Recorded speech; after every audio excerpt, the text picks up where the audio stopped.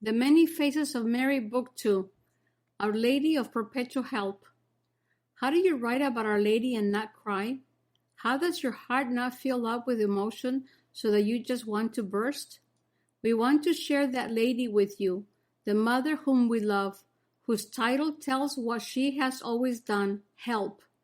We are referring to the image of Our Lady of Perpetual Help, or as she is sometimes known, Our Lady of the Passion, and how looking at it and contemplating the story behind the painting, the reality of this mother's agony comes tragically into play. The agony of seeing her son growing up to make the one and final sacrifice for the salvation of the world. As you saw the signs, did you try to keep them from your son, Mother Mary?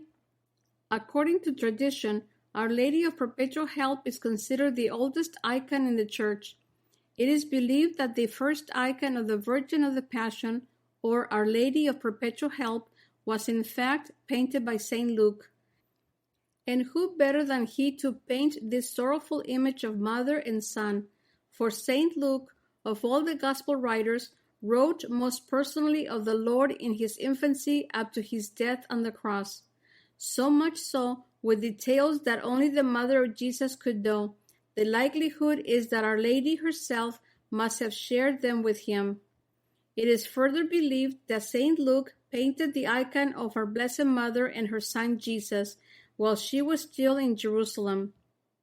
When he showed the finished painting to her, it is said she blessed them and the icon, saying, her grace would accompany the icon. And so it has, with countless miracles accompanying the icon wherever it has been venerated, asking the intercession of Our Lady of Perpetual Help. There were so many miracles, so many petitions answered. In the year 1207, Pope Innocent III declared that the Virgin Mary's soul had to have entered the icon, as she was so radiantly beautiful, and the icon had been such a powerful instrument in bringing about so many miracles through Our Lady's intervention. The icon begins its travels. We read that after he had completed the painting, Luke gave it to his best friend and patron, Theophilus. Then there is little reported until we find ourselves in the middle of the 5th century. We find the icon in Constantinople, where Saint Pulcheria erected a shrine in honor of the icon and Our Lady of Perpetual Help, or as she is also called, Our Lady of Perpetual Succor. For 1,000 years, our icon remained in Constantinople, where it had the love and devotion of believers from every walk of life, royalty and their serfs, kings and queens and their subjects, the haves and the have-nots, all knelt and prayed, and their petitions were answered. The 15th century, and Our Lady takes the image to heaven. Then in 1453, Constantinople was under siege, and again we read that the night before the fall of the ancient holy city, our Mother Mary took the icon up to heaven. However, many copies were made at that time in history and are venerated in some part of the world till today. A mother's work never done, Our Lady of Perpetual Help is still listening.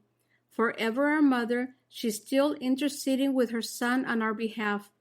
As you can see on the icon, she is looking toward us, begging us to love her son and to turn to him in our time of need. Mother Mary always points to her son. I have stopped counting all the paintings and statues we have seen of the Blessed Mother and the child Jesus, but they are all the same, echoing the words of Cana, do whatever he tells you. The 16th century and the icon of Our Lady reappears. Now, the next time we hear of the icon is in the 16th century, and tradition tells us that the icon is now on the island of Crete. A merchant enters the picture. He spots a magnificent icon in a church, and hearing about the miracles that have come about through the veneration of what he sees as a valuable piece of art, he steals it, stealthily packing it among his samples. He sets out on the high seas toward Italy, when the ship is attacked mercilessly by torrents of rain, thunder, and lightning, the waves threatening to capsize the ship. Only by the grace of God did he and the ship survive the angry winds and slamming waves relentlessly beating against the hull of the ship. Finally, he landed, but his punishment wasn't over. After a year of endless struggle, we find our unscrupulous merchant in Rome. But that's not the end of the story. In Rome, our merchant falls critically ill and seeks help from a friend. There was little the friend could do, and the time came for the merchant to entrust the miraculous icon to the care of his friend with the admonition that upon his death he bring it to a church. The friend promised to fulfill the merchant's dying wish, but he didn't reckon with his friend's wife, who, upon seeing how valuable it was, insisted on keeping it. The result, the husband also died without having honored his dying friend's wish. Not to be discouraged by another setback, Our Lady appeared to the couple's 6-year-old daughter and told her to tell her mother and grandmother, who naturally got involved, to relinquish the icon at once and bring it to St. Matthew the Apostle Church, located between the basilicas of St. Mary Major and St. John Lateran. It took quite a bit of soul-searching and arguing with herself back and forth, but at last the little girl's mother went to speak to the priest of St. Matthew the Apostle, and the icon was placed in the church on March 27, 1499, under the title of the Virgin of St. Matthew's. The icon will be venerated for the next 300 years in St. Matthew the Apostle, the numbers of petitioners growing once more, only now throughout all of Rome. As the faithful prayed and pleaded, Our Lady interceded and the Lord responded.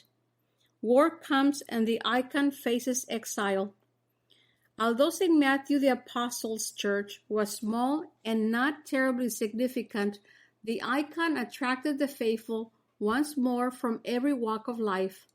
The icon was in the hands of Irish Augustinians who had been exiled from Ireland for refusing to renounce the Pope and pledge loyalty to the Sovereign of England as head of the Church of England. This being penal times, any religious who refused was exiled at best or executed at worst. The seminarians at St. Matthew's, preparing for the priesthood, found solace and the strength they will need to return to their beloved land and martyrdom, as they prayed before the icon of Our Lady of Perpetual Help. But their newfound peace would come to an end. In 1798, war found its way into Rome. Nothing and no one was safe. The monastery and the church were almost completely destroyed, with little left of what had been. Some departed for their homeland, Ireland. Others left for newly founded communities in the United States.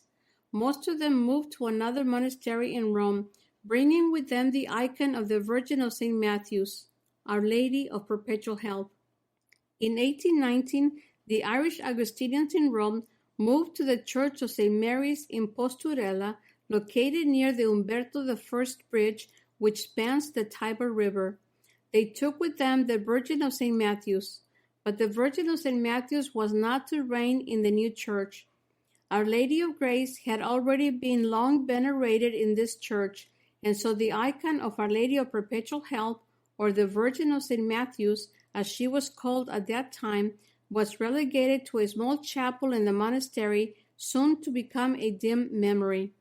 This was to be its fate, except for the persistence of an Augustinian brother, Brother Augustine Orsetti, one of the original Augustinians who had fled to St. Matthew's during the war.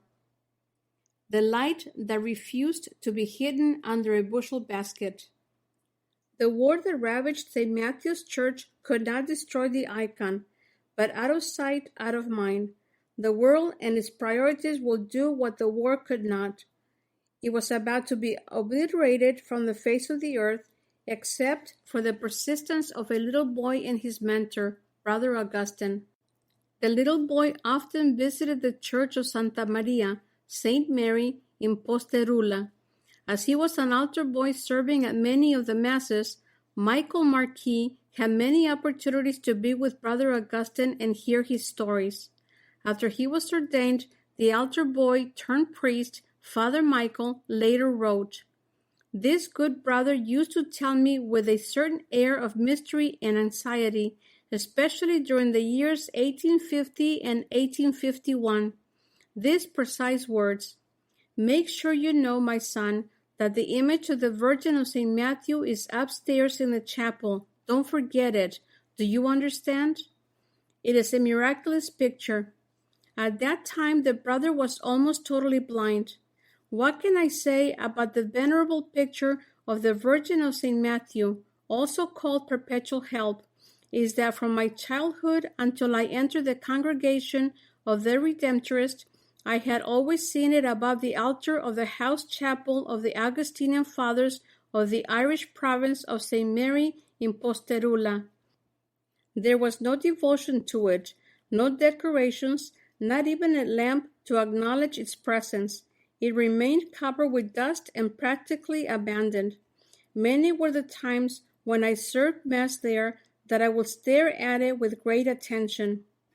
Brother Augustine died in 1853 at the age of 83, never having seen his dream fulfilled.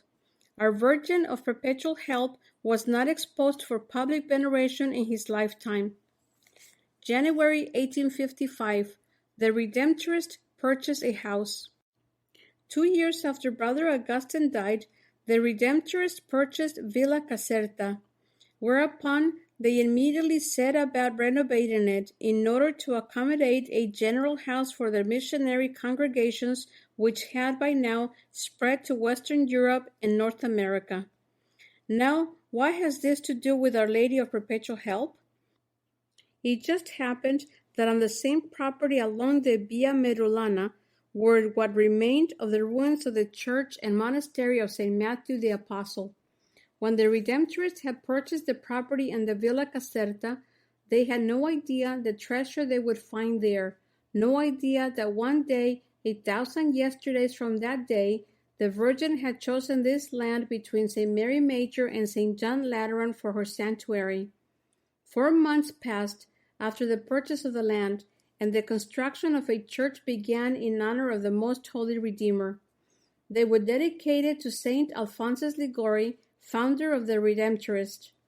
December 23, 1855, voices full of excitement and anticipation will fill the newly renovated house as young men enter to begin their novitiate.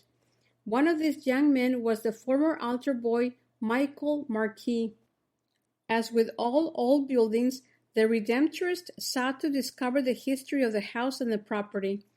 Their curiosity was further piqued when in 1863 they heard a homily by a famous Jesuit preacher, Francesco Blossi, who preached about an icon bearing the title of the Virgin of St. Matthew, or as some others had purported, the Virgin of Perpetual Help, where he said that he believed the image of Mary had been in the Church of St. Matthew right there on their property on the Via Merulana.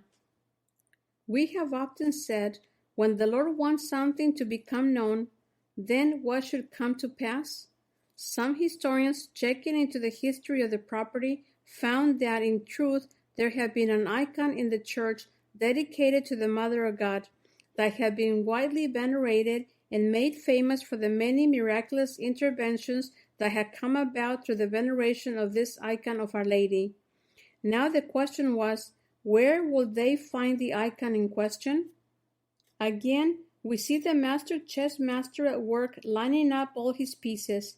Who should speak up but the former altar boy, now Father Michael Marquis?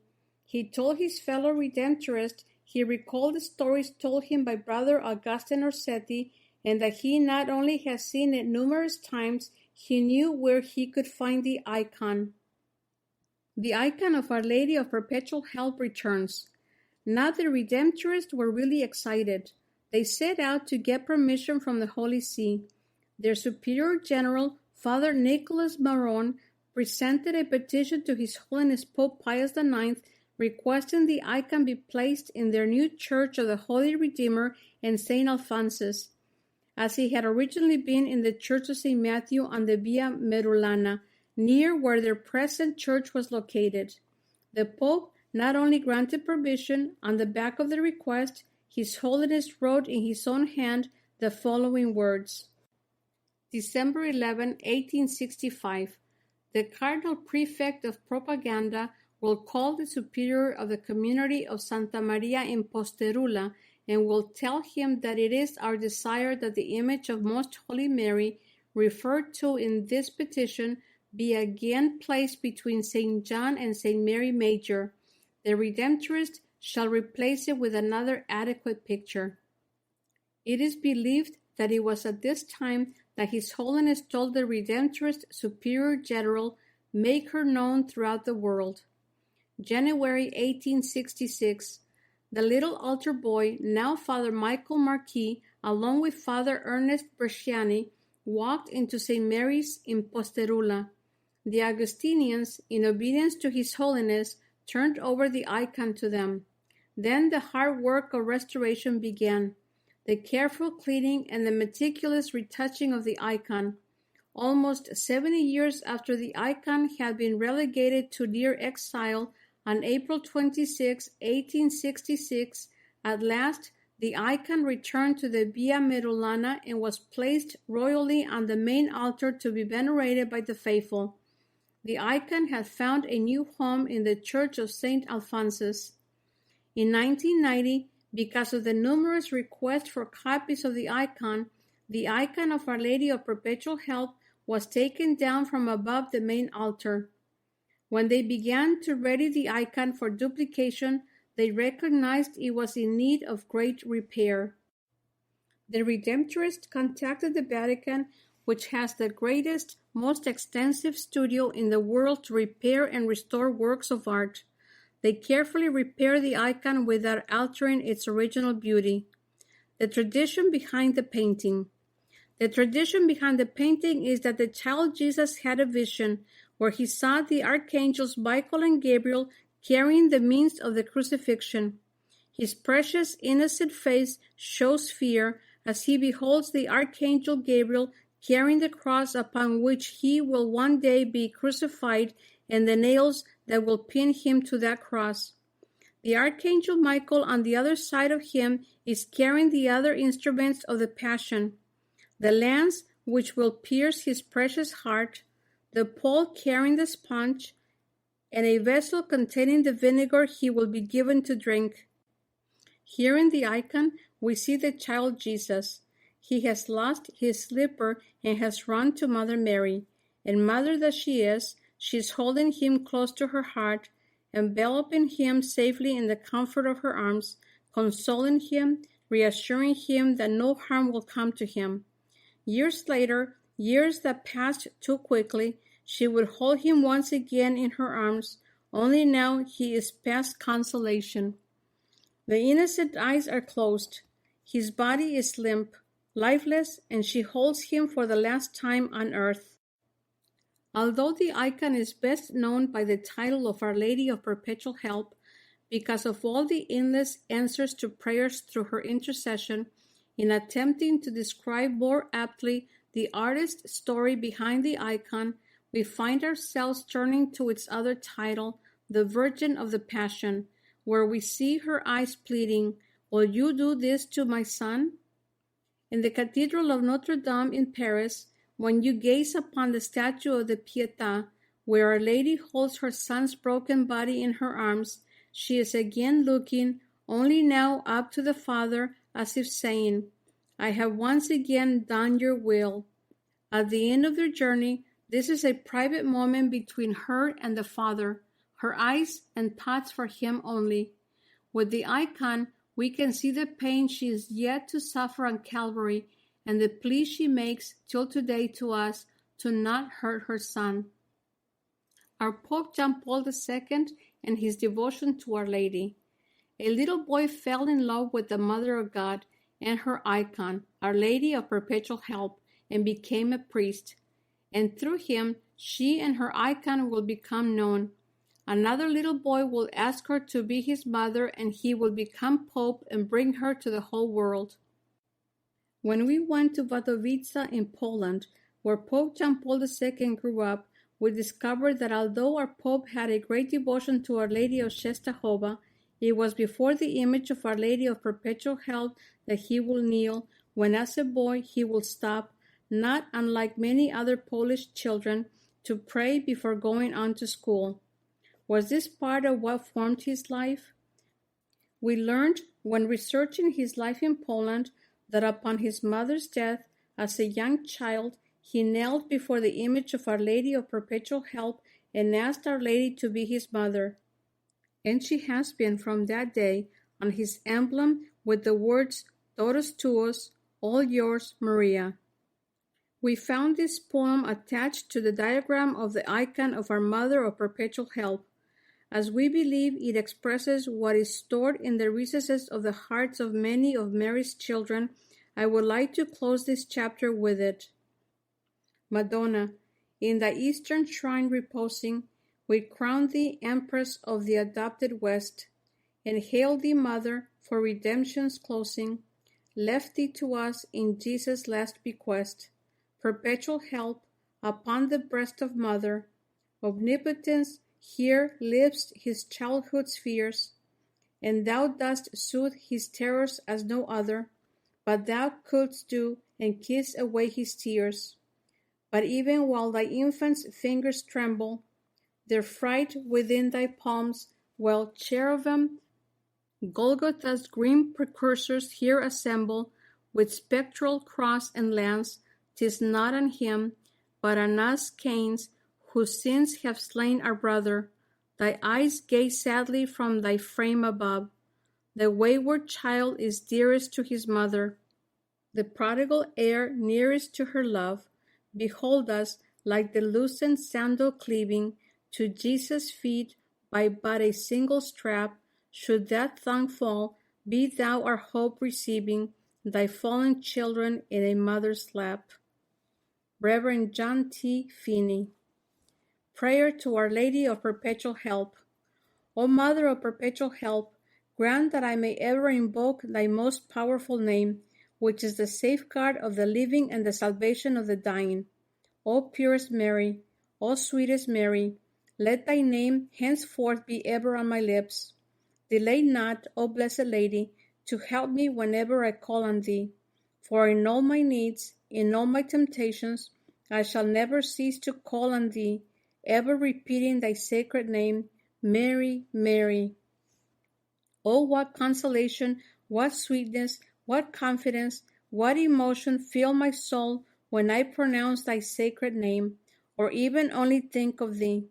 I thank God for having given thee for my good so sweet, so powerful, so lovely a name. But I will not be content with merely pronouncing thy name. Let my love for thee prompt me ever to hail thee, Mother of Perpetual Help. Please load our free Bob and Penny Lord app. Here's how to download our free Bob and Penny Lord app. Simply, with your iPhone or Android device, go to the App Store, search for Bob and Penny Lord app, and download it. It's that simple.